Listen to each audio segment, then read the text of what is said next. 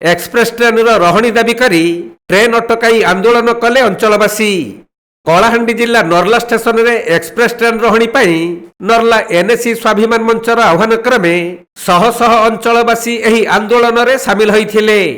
आउ नर्ला rail station रे समस्त ट्रेन को रोकिबा सहित प्रतिवाद करिथिले।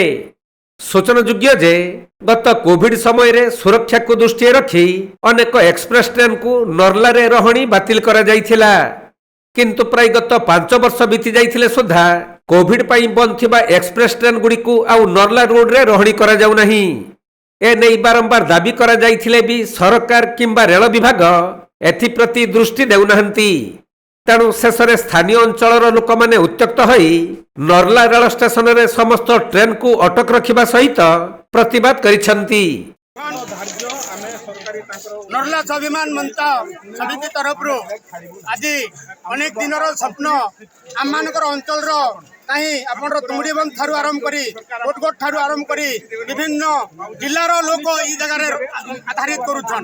ई जगह कोविड पूर्व जेन जेन ट्रेन माने होउथिला सेटा स्वाभिमान मंच तरफ गोटे मांग थिला, किंतु वैमातृक मनोभाव पोषण करी सरकार आज सरकार दलित सरकार और सरकार कहते डबल इंजिन सरकार फेल मारिचे नर्ला लगी फेल मारिचे।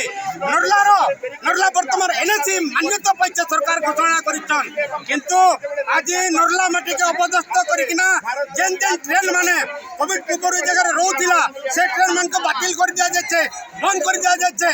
एटा एक हास्यास्पद कथा, एटा एक अपमानजनक कथा हमर अंचल लोकन लगी। तेणु करी मुई सरकार के निवेदन करुचे जे हमर दाबी के अपन पूरण करन, नचेत आगामी दिन रे और भयंकर हेबा, बहुत भयंकर हेबा। एटा कि सरकार तुम देखो सुनु तो संभाली परबार होते नर्ला जनता के बोले अपन रेडी थन, वी आर रेडी।